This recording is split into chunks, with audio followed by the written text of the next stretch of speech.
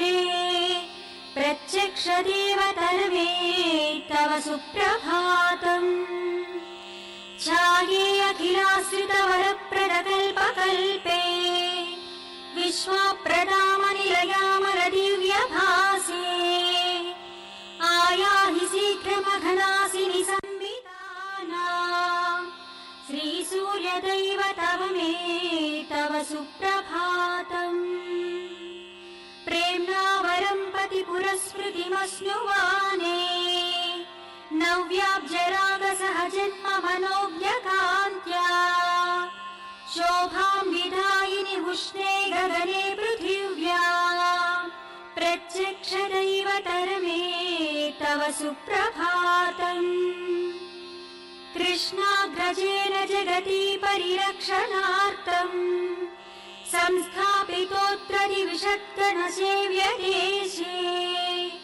छायाभिनीसहचर्युषशयासनाथा श्रीहर्षवल्यधिपते तव सुप्रभातम् इन्द्रादिनिर्जरवरः सहितावरोधाः सन्तानपुष्पविलसत्करसम्पुटास्ते त्वद्धर्मणोत्सवकुतूहलचेतनश्च श्रीसूर्यदैवत विभो तव सुप्रभातम् तरं विरौति गृहकुक्कुटमण्डलीयम् पारावताः कलरवं कलयन्ति भार्या केळीशुकामलयमारुतमालवन्ती प्रत्यक्षदैवत विभो तव सुप्रभातम् उत्फुल्लचम्पककुशेशयपाटलाना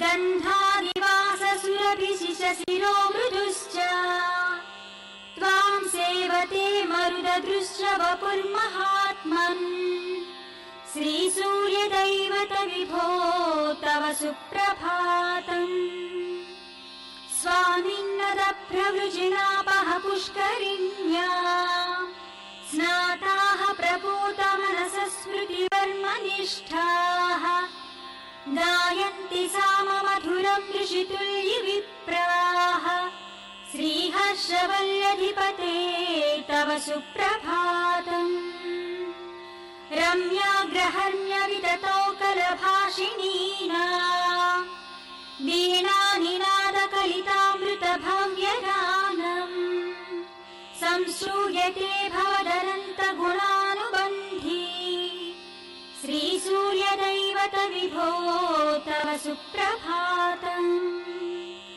गोपाङ्गनादधिविमन्थनमञ्जुघोषाः सत्ब्रह्मचारिमुखनिर्गतमन्त्रपाठाः प्राभोति किमपि करोति तवाज्यसेवाम् प्रत्यक्षदैवत विभो तव सुप्रभातम् प्रत्यूषरागसुमनोहर पुष्करिण्या किञ्चिद्विकासिकमलोद्गतभृङ्गराजिः भीतान्धकारकणिकेव हठात् प्रयाति श्रीहर्षवल्यधिपते तव सुप्रभातम्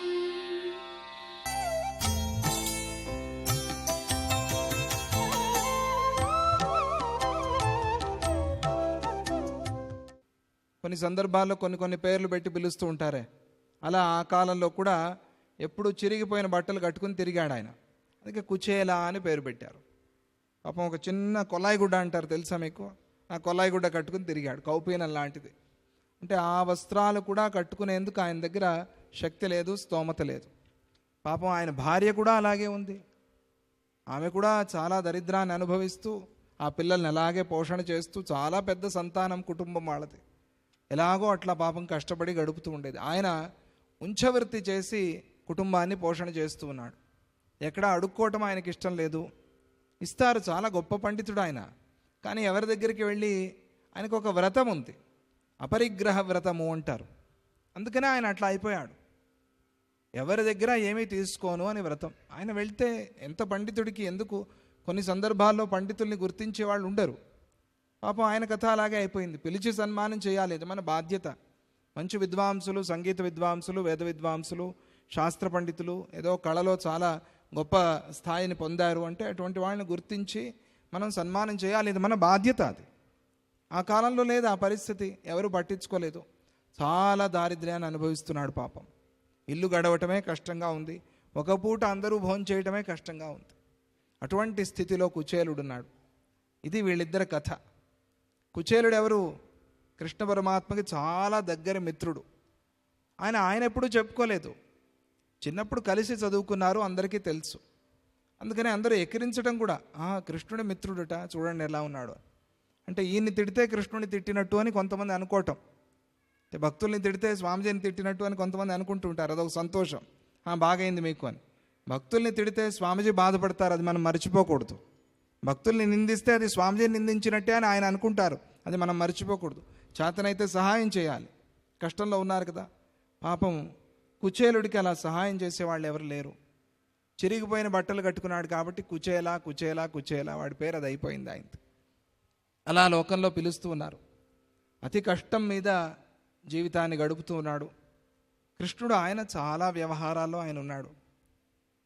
ఆయన ఎప్పుడు మనస్సులోనే పెట్టుకున్నాడు కుచేలుణ్ణి, కానీ బాగానే ఉన్నాడు. ఆయన గురించి ప్రత్యేకంగా ఎప్పుడు ఏమీ ఆలోచన చేసినట్టుగా కనిపించదు మనకి.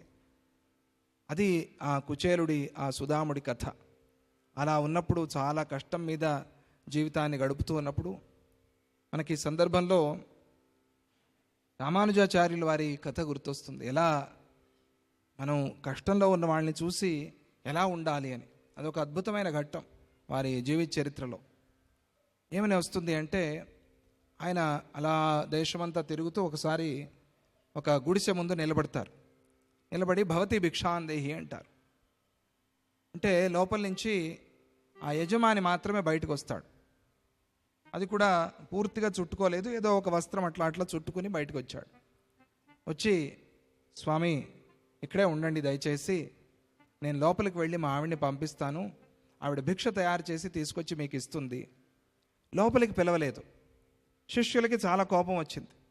ఏమిటిది, స్వామివారు వచ్చారు, ఈయన్ని లోపలికి పిలవకుండా బయట నిలబెట్టి మాట్లాడుతున్నాడు, పైగా భిక్ష తీసుకొచ్చి ఆవిడే బయట ఇస్తుంది, ఏం బిచ్చగాడు అనుకున్నాడా అని వాళ్ళకందరికీ కోపం వచ్చింది. ఆయనకి కోపం రాలేదు. అని అట్లాగే ఉన్నారట. లోపలికి వెళ్ళాడు. కాసేపు అయిన తర్వాత ఆ తల్లి భిక్ష తయారు చేసి తీసుకొచ్చింది. భిక్ష పూర్తిగా కాలేదు, ముందు పాలో నీళ్ళో ఏవో తీసుకొచ్చింది. ఈవిడ బయట వచ్చినప్పుడు ఆయన బయటికి రాడు, ఆయన బయటకు వచ్చినప్పుడు ఈవిడ బయటికి రాదు. ఇద్దరిలో ఎవరో ఒకళ్ళు మాత్రమే బయటకు వస్తున్నారు. ఇది ఈయన చూశారు. ముందు పళ్ళు ఇచ్చారు, తర్వాత పాలు ఇచ్చారు. ఒకసారి పాలు ఇవ్వటానికి ఆయన వచ్చాడు, ఒకసారి పళ్ళు ఇవ్వటానికి ఈవిడ వచ్చింది, మళ్ళీ నీళ్ళు ఇవ్వటానికి ఆయన వచ్చాడు. ఇలా మారి మారి మారి మారి వస్తున్నారు తప్పించి ఇద్దరూ ఒకసారి రావటం లేదు. ఆయన గమనించారు. ఏమిటి గమనించారు అంటే, ఈయన కట్టుకున్న వస్త్రమే ఆవిడ కట్టుకుని వస్తుంది, ఆవిడ కట్టుకున్న వస్త్రమే ఆయన కట్టుకుని వస్తున్నాడు. ఇది గమనించారు ఆయన. గమనించి వెంటనే ఆయన కట్టుకున్న వస్త్రాన్ని విప్పేసి లోపలికి ఇలా విసిరేసి, అమ్మా ఇప్పుడు ఇద్దరూ కలిసి రండి అంటారు ఆయన. ఇది ఆయన చరిత్రలో అద్భుతమైన ఘట్టం. ఇది లోపలికి ఆ వస్త్రాన్ని పడేసి ఆయన, అమ్మా దీన్ని కట్టుకుని ఇద్దరూ కలిసి రండి ఇప్పుడు అంటారు. అంటే ఆయన తన దేహ ప్రజ్ఞ కూడా లేకుండా, యతీశ్వరుడు కదా, ఆ స్థాయిలో ఉంటారు. అలా మనము చేతనైన సహాయం చేయాలి. ఏవో మనం చిరిగిపోయిన వస్త్రాలు డస్ట్బిన్లో పడేస్తాం, అవన్నీ పోయి నాలాలో ఇరుక్కుని నీళ్లు పోకుండా ఇబ్బంది పడతాం. అట్లా కాకుండా దాన్నే బాగా నీట్గా ఐరన్ చేయండి, బాగా ఉతకండి. చాలా కష్టపడుతూ బీదలు ఉంటారు కదా, వాళ్ళకి తీసుకెళ్ళి ఇవ్వండి. ఏదో ఆ చలిలో వణుకుతూ పడుకుని ఉంటారు కదా రోడ్ల మీద, ఫుట్పాత్ మీద, వాళ్ళకి తీసుకెళ్ళి మీరు కప్పారనుకోండి, చలిలో పడుకుని ఉంటారు. మనం కప్పినట్టు కూడా వాళ్ళకి తెలియదు. ఆ దుప్పటిని ఇలా లాక్కుని ఆనందిస్తారే, ఆ నవ్వు ఉంటుంది, ఆ నవ్వులో భగవంతుడు కనిపిస్తాడు, సద్గురువు స్వామిజీ కనిపిస్తాడు. వాళ్ళకి తెలియదు, మనం కప్పినట్టు కూడా తెలియదు. పాపం శరీరం నిండా ఏవేవో చర్మ వ్యాధులు, రోగాలు, ఇబ్బంది పడుతూ ఉంటారు. అసహించుకోవటం గొప్ప కాదు, అది అందరూ చేస్తారు. మనం అసహించుకోకూడదు, చేతనైన సహాయం చేయాలి. బీదలు చాలామంది రోడ్లలో పడుకున్నప్పుడు వాళ్ళని చూసి నిద్ర పట్టదు కొన్ని రోజులు. అయ్యో ఎలా ఉన్నారు వాళ్ళు, ఆ చలిలో ఎలా అవస్థ పడుతున్నారు. మనం తోటి వాళ్ళకి, భగవంతుడు మనల్ని పరీక్ష పెడుతున్నాడు, వాళ్ళని పరీక్ష కాదు. భగవంతుడు ఎంత పరీక్ష పెడుతున్నాడండి వాళ్ళని కాదు పరీక్ష పెట్టేది, మనల్ని పరీక్ష పెడతాడు. ఏమని అంటే, వీడు మనస్సు మార్చుకుని సహాయం చేస్తాడా లేదా, ఈ రూపంలో నేనున్నాను, నన్ను వీడు పట్టించుకుంటాడా లేదా అని భగవంతుడు మనల్ని పరీక్ష పెడుతున్నాడు. అది మనం చేయలేదనుకోండి, పరీక్షలో ఫెయిల్ అయిపోతాం. అట్లా చేయకుండా ఈ శరీరం చాలించి వెళ్ళిపోయామనుకోండి, ఫెయిల్ అయిపోయాం. మనం ఫెయిల్ అయిపోయాం కాబట్టి మళ్ళీ పుట్టాల్సి వస్తుంది. ఎలా పుట్టాల్సి వస్తుంది? ఫుట్పాత్లో పడుకునే వాళ్ళలాగా పుట్టాల్సి వస్తుంది. అది విచిత్రం. అది వద్దు మనకి కదా. ఆ స్థితికి మనం వెళ్ళకూడదు కదా. అందుకనే ఆ చేతనైన సహాయాన్ని మనం చేస్తే మంచిది.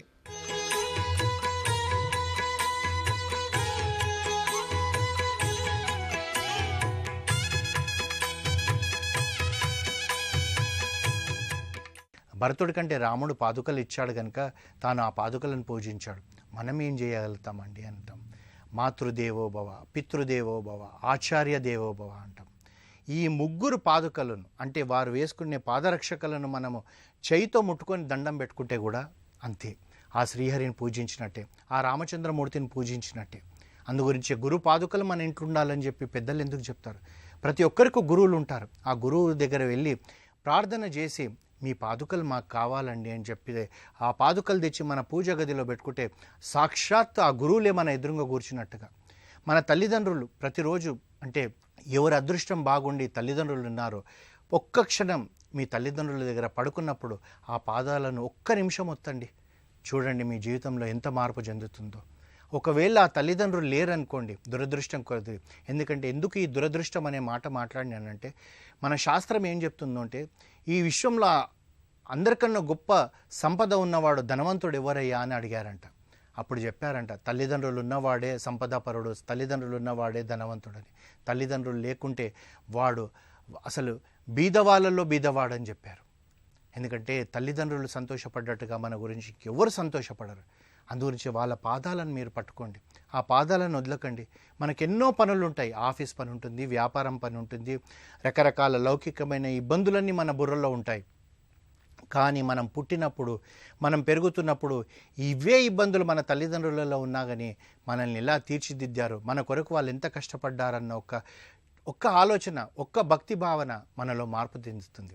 ఆ తల్లిదండ్రుల ఒక్క నిమిషం వాళ్ళు పడుకునే ముందర ఒక్క 10 నిమిషాలు 5 నిమిషాలు ఆ తల్లిదండ్రుల కాళ్ళది ఒత్తితే మనకు అంతకు మించిన శ్రీహరి పాదాలు దొరకకపోయినా పర్వాలే, అవే శ్రీహరి పాదాలు.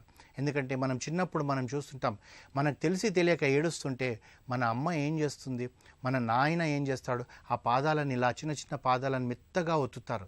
ఒత్తేటప్పటికి మనం నిద్రపోతాం. మరి అప్పుడు వాళ్ళు అనుకున్నారా, వీడు మా కడుపులో పుట్టాడు, మాకన్నా చిన్నవాడు, వీడి పాదాలను మేము ఎందుకు ముట్టుకోవాలనుకున్నారా? అనుకోలేదు. నా బిడ్డ ఏడవకూడదు అనుకుంటున్నారు. ఇప్పుడు మనం అలా చేయాలి.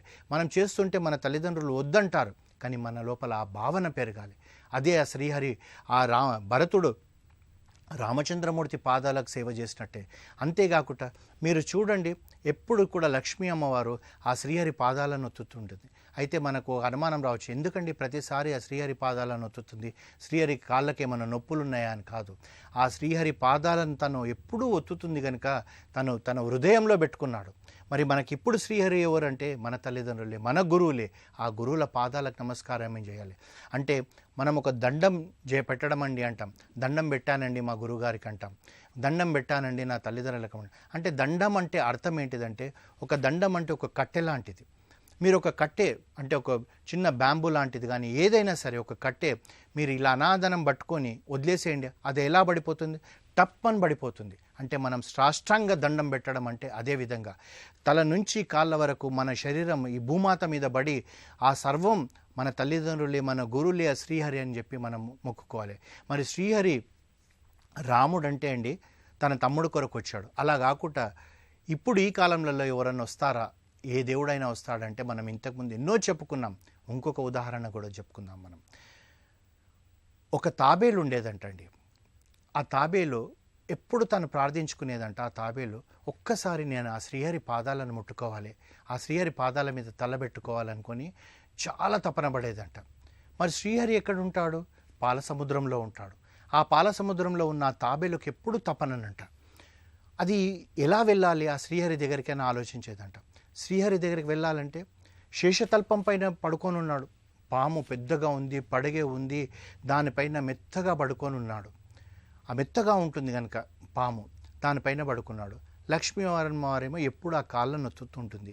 ఆ ఆ పాదాల దగ్గరికి వెళ్ళాలని చెప్పి ఈ తాబేలుకు ఎప్పుడు చింతపడేదంట. ఈ చింతపడుతున్న తాబేలుకు ఏదో విధంగా నేను వెళ్ళాలని చెప్పి ఆ పాల సముద్రంలో మెల్లగా మెల్లగా మెల్లగా అక్కడికి వెళ్ళిందంట.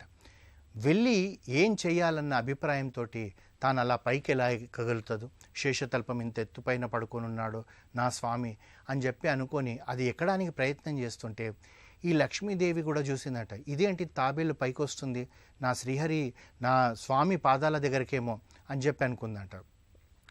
ఈ శేషతల్పం ఏమనుకుందంట, ఇదేంటి ఇలా పైకి వస్తుంది, నా స్వామి నిద్రపోతున్నాడు, తనకు ఆటంకం కలిగిస్తుందని చెప్పి తన తోకతో ఆ తాబేలును కొట్టిందంట. కొట్టేటప్పటికి ఆ తాబేలు అంత దూరం పడ్డదంట. అది మళ్ళీ మెల్లగా మెల్లగా మెల్లగా మళ్ళీ వచ్చిందంట. అది వచ్చిన ప్రతిసారి కూడా ఇది తోకతో కొట్టడం, లక్ష్మీదేవి చింతపడడం, శ్రీహరికి ఆటంకం కలుగుతుంది నిద్రకని చెప్పి అనుకోవడం, ఇవన్నీ ఇలా జరుగుతుంటే అది ఆఖరణ తాను ఇంకా ఏం చేయలేక బాధపడుతూ ఆ తాబేలు చనిపోయిందంట. చనిపోయినప్పుడు కూడా శ్రీహరి నీ పాదాల దగ్గర ఒక్కసారి నా తల పెట్టుకోవాలనుకున్నానయ్యా, నాకు ఈ అవకాశం రాలేదనుకుందంట. ఆ అవకాశం ఎప్పుడు వచ్చిందంటే రామచంద్రమూర్తి ఎప్పుడైతే తను వనవాసంకి వెళ్ళేటప్పుడు ఆ గంగానదిని దాటాలంట. దాటేటప్పుడు ఒక బోయవాడి కథ ఉంది. వాల్మీకి రామాయణంలో లేదు కానీ తులసి రామాయణంలో ఉంది. ఆ బోయవాడి దగ్గరికి వచ్చి ఆ పడవ నడుపుతాడు. ఆ బోయవాడు అక్కడికి వచ్చాడంట. ఈ తాబేలే మళ్ళీ ఈ జన్మలో బోయవాడై ఆ పడవ నడిపేవాడిగా ఉన్నాడంట. రాముడు, లక్ష్మణుడు, సీత వచ్చి బోయవాడిని అడిగారంట, అయ్యా మమ్మల్ని నది దాటించన్నాడంట. అనేటప్పటికి బోయవాడు అన్నాడంట, స్వామి నేను దాటిస్తాను, కానీ నాకు ఒక చిన్న అనుమానం ఉంది, ఒక సంశయం ఉందన్నాడంట. ఏంటి అది అనేటప్పటికీ, ఏమీ లేదయ్యా, నీ పాదస్పర్శతోటే ఒక రాయి స్త్రీమూర్తి అయిందంట. అంటే మనకు తెలిసింది వాల్మీకి రామాయణంలో ధూళి, తర్వాత రామాయణంలో ఒక బండరాయి అహల్య అయితే రాముడు పాదం తగిలిన వల్ల ఆ బండరాయి అహల్యగా మారు చెందిందని చెప్పి అనుకుంటాం. ఇతను ఏమంటున్నాడంటే, ఒక బండనే స్త్రీ అయితే ఇప్పుడు నువ్వు నా పడవ ఎక్కావంటే ఈ పడవ కూడా స్త్రీమూర్తి అయితే నాకు అసలు నా జీవనోపాధే ఈ పడవ. ఒకవేళ అది ఆ పడవ స్త్రీమూర్తి అయితే ఇది నా సొంతం కనుక ఆ స్త్రీని నేను పెళ్లి చేసుకోవాలి. ఒక భార్యతోటే ఉండాలని చెప్పి నువ్వు అంటున్నావు, మనిషికి ఒకటే భార్య ఉండాలని నీ యొక్క నీతి, నీ నీతిని మేము అనుసరించాలి, ఎందుకంటే నువ్వు మా రాజు, నేను రెండో పెళ్లి చేసుకోలేను, కష్టమయ్యా నాకు నిన్ను దాటించడం అంటాడు. అనేటప్పటికి లక్ష్మణుడు కోపం వస్తుంది. ఏంటి నువ్వు అలా అంటున్నావు, రాజులని ఇలానే అది ఇది అని గట్టిగా అరిసేటప్పటికి ఈ బోయవాడే అంటాడనమాట, సరేనయ్యా నేను నిన్ను దాటిస్తాను, కానీ నీ పాదాలకున్న దుమ్ము ధూళి అంతా కడిగిన తర్వాతనే నేను దాటిస్తాను. అప్పుడు ఏమవుతుందంటే నువ్వు పడవలో ఎక్కినా కానీ ఆ పడవ స్త్రీ కాదు, నిన్ను దాటించిన వాడిని అవుతాడు, నీలాగే నేను కూడా ఒకే భార్యతో ఉంటాను అని అంటాడు. అనేటప్పటికీ వీళ్ళిద్దరు కూడా మరి పడవ దాటాలి, వాళ్ళకి వేరే గత్యంతరం లేదు కనుక సరే అంటారు. అనేటప్పటికీ ఈ బోయవాడు ఏం చేస్తాడు, తన భార్యకు చెప్తాడు. ఆ భార్య ఏం చేస్తుందంటే వెంటనే పరిగెత్తుకొని వెళ్ళి వాళ్ళకు ఉండేదో చిన్న గుడిసె లాంటిది ఉంటుంది కనుక అందులోకి వెళ్ళి ఓ చెక్కతో కూడుకున్న, అంటే మనము తాంబాలం అంటాం కదా, ఓ పెద్ద తాంబాలం, మనం కూడా తాంబాలంలో పెట్టి ఎవరైనా మహాపురుషులు వస్తే వాళ్ళకి మనం పాదాలకు మనం ఎలా అయితే కడుగుతామో అలాంటిది తీసుకొని వచ్చిందంట. ఎందుకంటే ఆ కాలంలో మెటల్ ఉండేది కనుక చెక్కతో చేశారంట. అయితే ఆ చెక్కతోటి ఉన్న ఆ పెద్దది తీసుకొచ్చి అక్కడ పెట్టారంట. అది రోజు వాళ్ళు దేనికి ఉపయోగించుకుంటారంటే అందులో పిండి కలిపి రొట్టె చేసుకునే వాళ్ళంట. రాముడికి చెప్పాడంట, అయ్యా నీ పాదాలు ఇందులో పెడితే నేను గంగతో పాదాలను గడుగుతాను, నువ్వు పడవలో కూర్చో అన్నాడంట. అనేటప్పటికీ వీళ్ళు కూడా లక్ష్మణుడు సీత ఒప్పుకున్నారు కనుక రాముడు అందులో పెట్టాడంట. అది ఎలా ఉంటుందంటే ఇలా కరువు మాదిరిగా ఉంటుంది కనుక ఇలా ఇలా ఇలా అవుతుంది. అప్పుడు పాదాలు పెట్టిన రాముడు కూడా అలా ఇలా జరిగేదానికి అవకాశం ఉంటుంది. అయితే రాముడు అంటాడంట ఆ బోయవాడితో, ఏమయ్యా నువ్వు నిజమే ఇందులో పెట్టావు, నా పాదాలను గడుగుతున్నావు, ఇది ఒకే మాదిరిగా లేదు కనుక అటు ఇటు అవుతుంది, నేను పడిపోతానేమో అంటే అప్పుడు అన్నాడంట, అయ్యా నువ్వు పడిపోతావు అనుకుంటే నా తల మీద 2 చేతులు పెట్టి నిలబడు, నువ్వు ఏమి పడిపోవు అన్నాడంట. అనేటప్పటికీ రాముడు ఈ పక్కన చూసేటప్పుడే లక్ష్మణుడు అన్నాడంట, అన్నా మనకు వేరే గత్యంతరం లేదు, ఆ బోయవాడి తల మీద 2 చేతులు పెట్టి నువ్వు నిలబడన్నాడంట. ఆ 2 చేతులు పెట్టేటప్పటికి ఈ బోయవాడి భార్య నీళ్లు పోస్తుంటే ఇతను ఇలా కాళ్ళు కడుగుతూ లక్ష్మణుడు సీతమ్మ వారికి చూసేటప్పటికి వాళ్ళ గుర్తొచ్చిందంట. అప్పుడు వైకుంఠంలో తాబేలుగా ఉండి ఆ శ్రీహరి పాదాలను దర్శనం చేసుకోవడానికి వస్తే మనం వద్దన్నాం. ఈరోజు వీడికి ఆ పుణ్యం దక్కింది, ఎంతసేపు గడుగుతున్నాడు నా స్వామి పాదాలని అన్నాడంట. ఆ రాముడు కూడా ఇప్పుడు అర్థమైందా మీకు? తపన ఉంటే ఈ జన్మ కాకపోతే వచ్చే జన్మ కాకపోతే ఇంకొక జన్మలైనా నన్ను స్మరించిన వాళ్ళను నేను ఎప్పుడూ వదలనన్నాడంట. అనేటప్పటికీ ఇతను బాగా పాదాలు గడుగుతుంటుంటే ఇతను అన్నాడంట, ఏమని రాముడు, మెల్లగానయ్యా నేను పడిపోతానేమో అంటే, అప్పుడు ఇతను చెప్పాడంట, మేము జీవితంలో పడిపోయే మమ్మల్ని రక్షిస్తావు స్వామి, నువ్వెక్కడ పడతావు తండ్రి అన్నాడంట. వీడికి తెలుసు ఆ రాముడు ఆ శ్రీహరి అని చెప్పేసి. ఆ విధంగా అవన్నీ చేసిన తర్వాత ఆ యొక్క చెక్కతో కూడుకున్న గిన్నె లాంటి దాంట్లో ఆ నీళ్ళు అలాగే ఉన్నాయంట. ఇంకొకటి అందులో ఇంకో సారాంశం ఏమంటే, మనం ఎవరమైనా సరే మన ఇంట్లో గురుపాదుకలు ఉంటే దాన్ని అభిషేకం చేసినాక తీర్థంలాగా తీసుకుంటాం. వీళ్ళు కూడా రాముడు ఆ ప్రయాణం అయిపోయాక వీళ్ళు తీర్థంగా తీసుకున్నారు. కానీ ఎప్పుడైతే చెక్కలో నీళ్లు పోస్తే ఆ చెక్క అంతా కూడా నీళ్ళను గుంజేసుకుంటుంది, ఆ చెక్కలో ఉంటుంది. అయితే వీళ్ళ అదృష్టం ఏంటంటే ఆ తర్వాత ప్రతిరోజు కూడా పిండి వేసి దాంట్లో నీళ్లు పోస్తుంటే ఆ నీళ్లు కింద చెక్కలో ఉన్న రెండు కూడా వచ్చి ఆ రొట్టె, వీళ్ళు చేసుకునే రొట్టె ఒక మధుర పదార్థంగా ఉండిపోయిందంట. అంటే ఆ రాముడి పాదుకలు, ఆ పాదుకల మీద, ఆ పాదాల మీద మనము కడిగిన తీర్థము ఎంత గొప్పదో మనకు అర్థమవుతుంది.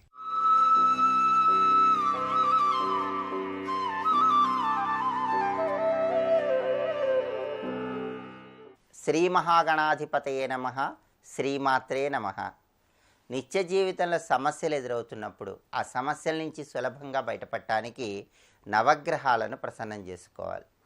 నవగ్రహాలను ప్రసన్నం చేసుకోవటం ద్వారా తొందరగా జీవితంలో మంచి పురోభివృద్ధిని సాధించడానికి ఆస్కారం ఉందని గ్రహవేదంలో మనకు వివరించడం జరిగింది. అయితే మీరు జన్మించిన నక్షత్రాన్ని బట్టి ప్రత్యేకమైన గ్రహాన్ని ప్రసన్నం చేసుకుంటే తొందరగా జీవితంలో పురోభివృద్ధిని సాధించవచ్చు. 27 నక్షత్రాల్లో ఒక్కొక్క నక్షత్రానికి ఒక్కొక్క గ్రహం అధిపతిగా ఉంటుంది. అలా ఏ నక్షత్రానికి ఏ గ్రహం అధిపతిగా ఉందో తెలుసుకుని ఆ గ్రహాన్ని ప్రసన్నం చేసుకుంటే నిత్య జీవితంలో తొందరగా మంచి పురోభివృద్ధి సాధించవచ్చు. ఈ 27 నక్షత్రాలు ఆరుద్ర నక్షత్రంలో జన్మించిన స్త్రీ పురుషులు ఎవరైనా సరే ఆరుద్ర నక్షత్రానికి అధిపతి రాహువు కాబట్టి నవగ్రహాలలో రాహుగ్రహాన్ని ప్రసన్నం చేసుకోవాలి. రాహువుకు సంబంధించినటువంటి మంత్రం ఓం ఐం రాహవే నమః, ఈ మంత్రాన్ని ప్రతిరోజు వీలైనన్ని సార్లు జపించుకోవాలి. అలాగే రాహువుకి అధిపతి దుర్గాదేవి. అందువల్ల ఆరుద్ర నక్షత్రంలో జన్మించిన వాళ్ళు వాళ్ళ నక్షత్రానికి అధిపతి అయినటువంటి రాహువు మంత్రాన్ని చదువుకోవాలి. ఆ రాహువుకే అధిపతి అయినటువంటి దుర్గాదేవి ఆరాధన చేయాలి. దుర్గాదేవికి వీలైనప్పుడల్లా ఆదివారం దేవాలయానికి వెళ్ళి దర్శనం చేసుకోవటం, దుర్గాదేవి ఆలయంలో ప్రదక్షిణలు చేయటం, ఒక్కసారి ఎప్పుడైనా ఆదివారం పూట దుర్గాదేవి ఆలయంలో కుంకుమ పూజ చేయించుకొని ఆ కుంకుమను ప్రతిరోజు ధారణ చేయటం ద్వారా ఆరుద్ర నక్షత్రంలో జన్మించిన వాళ్ళు తొందరగా జీవితంలో మంచి పురోభివృద్ధిని సాధించవచ్చు. ఈ ఆరుద్ర నక్షత్రంలో జన్మించిన వాళ్ళకి వాక్చాతుర్యం చాలా ఎక్కువగా ఉంటుంది, జ్ఞాపక శక్తి కూడా చాలా ఎక్కువ, అసాధారణమైనటువంటి శక్తి సామర్థ్యాలు, తెలివితేటలతో ఏ క్షణంలో అయినా సరే సమాజంలో ఉన్నత స్థాయికి ఎదగగలిగేటటువంటి శక్తి సామర్థ్యాలన్నీ కూడా రాహుగ్రహం వల్ల ఈ ఆరుద్ర నక్షత్రం వాళ్ళకు వస్తాయి. అనేక రంగాల్లో పరిచయంతో పాటుగా మంచి ప్రావీణ్యం సాధించేటటువంటి అవకాశాలు కూడా ఉన్నాయి. వీళ్ళు జీవితంలో ఎన్నిసార్లు క్రిందకి జారిపడినా సరే పట్టు వదలకుండా ఉన్నత స్థితిని సాధిస్తారని, అలా సాధించటానికి నవగ్రహాల్లో రాహుగ్రహం చక్కగా ఉపకరిస్తుందని గ్రహవేదంలో మనకు వివరించారు.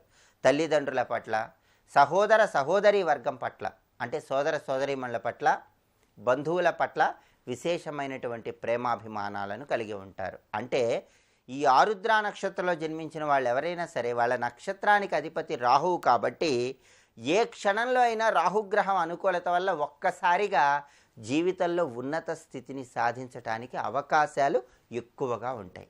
ఆ శక్తి రాహుగ్రహానికి ఉంది. ఈ ఆరుద్ర నక్షత్రంలో జన్మించిన స్త్రీ పురుషులు ఎవరైనా సరే వీలైనప్పుడల్లా ఆదివారం రోజు ఎప్పుడైనా సరే మినుములతో తయారు చేయబడిన పదార్థాలు మీ చేత్తో ఎవరికైనా పంచిపెట్టండి. దానికి కారణం ఏంటంటే మినుములు రాహుగ్రహానికి ప్రియమైనటువంటివి. రాహుగ్రహానికి ప్రియమైనటువంటి ఇష్టమైనటువంటి మినుములతో తయారు చేయబడిన పదార్థాలు మీ చేత్తో ఆదివారం పంచిపెడితే మీకున్న దోషాలన్నీ తొలగిపోతాయి. అలాగే నవగ్రహాల్లో మీ నక్షత్రానికి అధిపతి అయినటువంటి రాహువుని చాలా సులభంగా ప్రసన్నం చేసుకోవచ్చు. అలాగే ఎటువంటి గ్రహదోషాలు ఉన్నా సరే ఆ గ్రహదోషాలు తొలగింపజేసుకోవటానికి, అలాగే జీవితంలో ఎటువంటి గ్రహదోషాలు ఉన్నా సరే ఆ గ్రహదోషాలను తొలగింపజేసుకోవటానికి ప్రవాహంలో విడిచిపెట్టేటటువంటివి విశేషంగా సహకరిస్తాయి.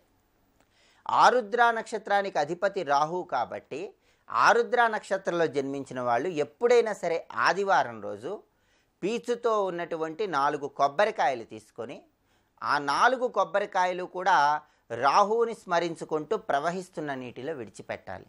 అలా విడిచిపెట్టినట్లయితే కొబ్బరికాయలు ఆ ప్రవాహం గుండా అలా వెళ్ళినప్పుడు మీకున్నటువంటి దోషాలన్నీ తొలగింపజేసుకొని రాహువుని చాలా సులభంగా ప్రసన్నం చేసుకొని నిత్య జీవితంలో మంచి పురోభివృద్ధిని సాధించవచ్చు. అలాగే ఈ ఆరుద్ర నక్షత్రంలో జన్మించిన వాళ్ళు మంగళవారం రోజు కూడా 400 గ్రాముల బెల్లము, నువ్వులతో తయారు చేయబడిన పదార్థాలు ఎప్పుడైనా ఒకసారి ప్రవహిస్తున్న నీటిలో విడిచిపెట్టండి. అలా 400 గ్రాముల బెల్లము, నువ్వుల ఉండలు ప్రవహిస్తున్న నీటిలో విడిచిపెడితే వాటి వల్ల కూడా గ్రహదోషాలన్నీ తొలగింపజేసుకొని తొందరగా జీవితంలో పురోభివృద్ధిని సాధించవచ్చు.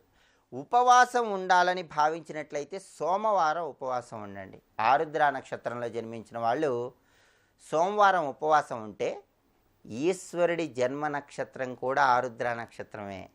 అందుకే ఆరుద్ర నక్షత్రంలో జన్మించిన ఈశ్వరుడి అనుగ్రహం ద్వారా ఉపవాసం ఉండటం వల్ల పరిపూర్ణంగా విశేషమైన శుభ ఫలితాలు కలుగుతాయి. ముఖ్యమైనటువంటి కార్యక్రమాలు ప్రారంభించేటప్పుడు బుధవారం ప్రారంభిస్తే అనుకూల ఫలితాలు కలుగుతాయి. అలాగే ప్రతి సోమవారం ఉపవాసం ఉండేటప్పుడు ఈశాన్య దిక్కులో ఒక దీపాన్ని వెలిగించండి. ఈశాన్య దిక్కులో ఆవు నెయ్యి పోసి దీపం వెలిగిస్తే ఈశాన్యానికి అధిపతి అయినటువంటి పరమేశ్వరుడి అనుగ్రహం చాలా సులభంగా కలుగుతుంది. దానివల్ల కూడా ఆరుద్ర నక్షత్రం వాళ్ళు జీవితంలో మంచి పురోభివృద్ధిని సాధించవచ్చు. అలాగే ఆరుద్ర నక్షత్రం వాళ్ళు రాహు మంత్రాన్ని జపించడంతో పాటుగా ఈశ్వరుడి మంత్రాన్ని, దుర్గాదేవి మంత్రాన్ని జపిస్తే అనుకూల ఫలితాలు ఏర్పడతాయి. దుర్గాదేవికి సంబంధించినటువంటి చాలా సులభమైనటువంటి మంత్రం ఒకటి ఉంది. దుర్గాం దేవీం శరణమహం ప్రపద్యే. దుర్గాం దేవీం శరణమహం ప్రపద్యే. ఇది చెప్పుకుంటూ, ఈ మంత్రం చదువుకుంటూ మీరు ఆదివారం పూట దుర్గాదేవి ఆలయంలో ప్రదక్షిణలు చేయండి. అలా ప్రదక్షిణలు చేస్తే ఆరుద్ర నక్షత్రం వాళ్ళు తప్పకుండా దుర్గాదేవి అనుగ్రహం ద్వారా, రాహు అనుగ్రహం ద్వారా జీవితంలో ఉన్నత స్థాయికి త్వరగా చేరటానికి అవకాశం ఎక్కువగా ఉంది. అందుకే దుర్గాం దేవీం శరణమహం ప్రపద్యే. ఇది చెప్పుకుంటూ, ఈ మంత్రం చదువుకుంటూ దుర్గాదేవి ఆలయంలో ప్రదక్షిణలు చేయండి. తప్పకుండా అనుకూల ఫలితాలు కలగటానికి, దుర్గాదేవి అనుగ్రహం పొందటానికి ఆస్కారం ఎంతగానో ఉంది. అలాగే ఈశ్వరుడు ఓం నమః శివాయ పంచాక్షరి మంత్రం చెప్తూ శివాలయంలో ప్రదక్షిణలు చేయండి. విశేషమైన శుభ ఫలితాలను సిద్ధింపజేసుకోండి. సర్వే జనాః సుఖినో భవంతు. స్వస్తి.